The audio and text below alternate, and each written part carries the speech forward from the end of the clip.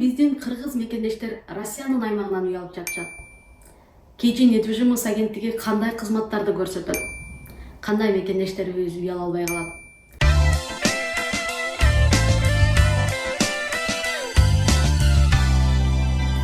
Амансыздарбы, урматтуу мекендештер? Мен Самара Нарматова, Кечи недвижимость агенттигинин негиздечүүсү. Менин жеке куржунума келген көптөгөн каттарга бүгүн жөнөкөй тилде, жалпак тилде сиздерге толугураак жооп берүүнү туура көрдүм. Эмне үчүн биздин кыргыз мекендештер Россиянын аймагынан үй алып жатышат? Кечи недвижимость агенттиги кандай кызматтарды көрсөтөт? Кандай мекендештерибиз үй ала албай калат? Ушулар жөнүндө бүгүн толугураак токтолуп сиздерге жооп берейин деп чечтим.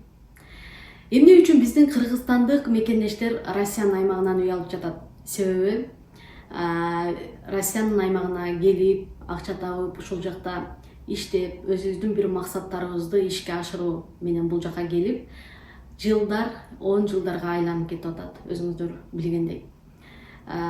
Кыргызстандан үй салып, бирок ал үйдө эч ким жашабай, өзүбүз Россиянын аймагында жашап, эмгектенип, ушул жака көнүп, ушул жакта квартирасын майдап жашап жүрүп, азыр үй алууга мүмкүнчүлүк пайда болгондон кийин ар бир мекендешибиз үй алууга аракет кылууда. Себеби ошол эле квартираны снимать этип, ошол эле акчаны бирөөнүн үйүнө бергенден көрө, өзүбүздүн үйүбүзгө төлөгөнүбүз ыңгайлуу экен деген мекендештерибиздин саны күндөн күнгө көп. Кечи недвижимость агенттигинен бүгүнкү күндө биздин компания аркылуу үйлүү болгон кардарлардын саны 800дөн ашты.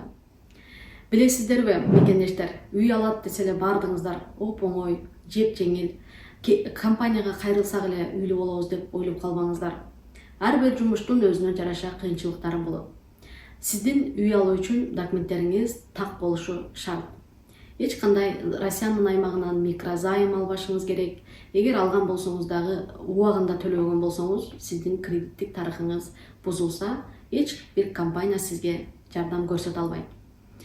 Ал эми үй алуудан кыйынчылыктар эле эмес, оңой үй алгандардын саны дагы көп.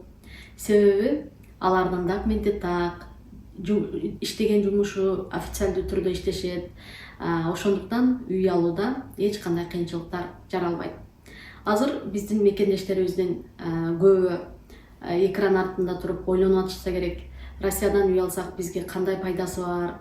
Эмне үчүн булар бизди Россиядан үй алууга үндөп жатат деп. Жок, бул жерде эч ким сиздерди Россиянын аймагынан үй алыңыз деген жок. Болгону, эгерде Россиянын аймагында көп жылдар бою балдарыңыз окуса, эгер квартирага төлөгөнгө шартыңыз болуп жаткан болсо, анда сөзсүз түрдө өзүңүздүн үйүңүзгө төлөсөңүз, бунун пайдалары аябай чоң.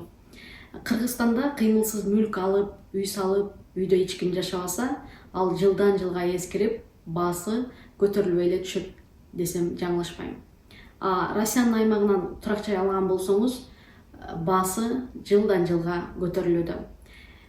Себеби 2017, 2018, 19 жылдары квартиралар двухкомнатный Москва шаарында 6 миллионго алса, азыр болсо ошол квартиралар 12 миллионго да жок болуп жатат.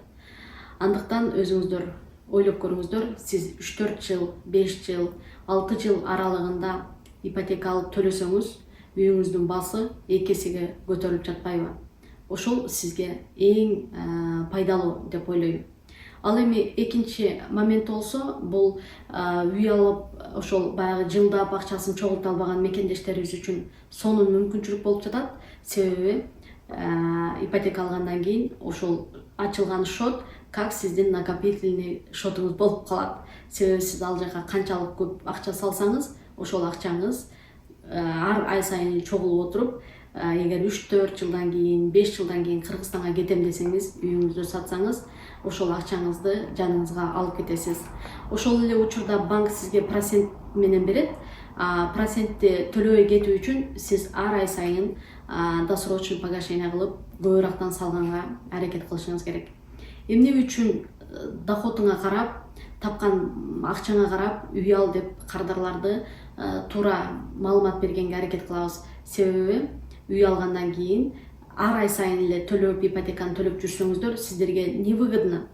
Андыктан сиздер ипотеканы алгандан кийин болушунча көбүрөөктөн салык тезирээк төлөгөнгө аракет кылышыңыздар керек. Эгер сиздердин доходуңуздар 100 000 болуп, ал төлөмүңүздөр 90 000 болсо, демек сиздер эч кандай ашыкча акча сала албайсыздар. Ошон үчүн жок дегенде 60-70 миңден төлөй турган болсоңуздар, айына жок эле дегенде 10-15 миң кошуп салганга сиздерде мүмкүнчүлүк сонун.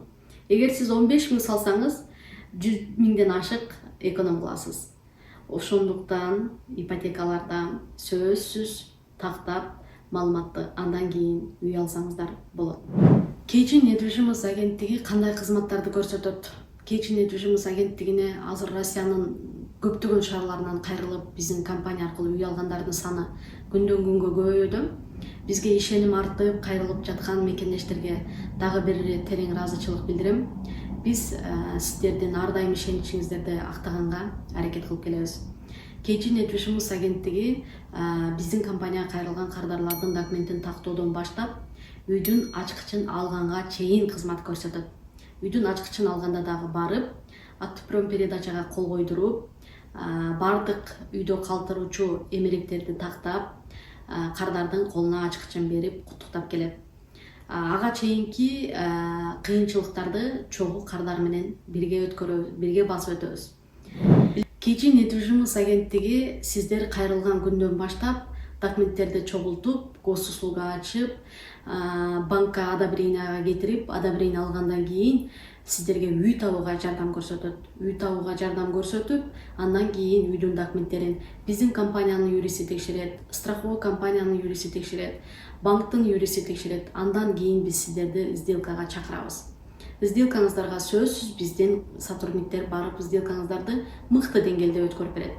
Андан соң үйүңүздөрдүн ачкычын алганда дагы куттуктап, тортозду көтөрүп барабыз. Эмне эмеректерди калтырып кетүүнү айткан болсо, ошолордун баарын текшерип, автопром передачага кол коюп, сиздерге үйдүн ачкычын тапшырабыз. Ошол учурга чейин Кейчи недвижимость агенттиги сиздерге кызмат көрсөтөт. Кандай мекендештерибиз үй ала албай калат? Кээ бир кардарларыбыз бар, биз менен келишим түзөт, иштеп баштагандан кийин документтерин текшерсин, өзүнүн документи толтура жолу микрозайм алган болот, жолдошунукун текшерсең, аныкы да толтура жолу микрозайм алган болот. Ошондой учурларда гана биздин мекендештерибиз үй ала албай калат. Көпчүлүк учурда үй алууга көбүнүн мүмкүнчүлүгү бар. Эгерде сиз дагы азыр экран артында көрүп отурган болсоңуз, микрозайм албаганга аракет кылыңыз. Себеби азыр Россия аймагында сонун мүмкүнчүлүк болуп атканда, балким сиз дагы быйыл ойлонбосоңуз, кийинки жылы ойлонуп калышыңыз мүмкүн үй алууну. Андыктан биздин кредиттик тарыхты таза сактаганга ар качан да аракет кылышыбыз керек. Себеби бир эле үй алууда эмес, балким бир башка дагы бир жакшы пайдалуу нерселер чыгып калган болсо, сиздин кредиттик тарыхыңыз ар дайым биринчи кезекте текшерилет.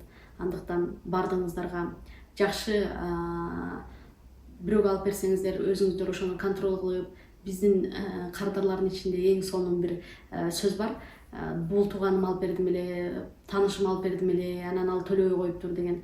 Негизи ошол кредит алып берип жатканда, эгер жакындарыңызга алып берсеңиз, ал төлөбөй койсо, өзүм төлөйм деген ойдо гана алып берсеңиз, демек ал туура болот да. Если ал төлөй албай калса, демек сиз кыйналбай, чын жүрөгүңүздөн ошол кредитти төлөшүңүзгө туура келет.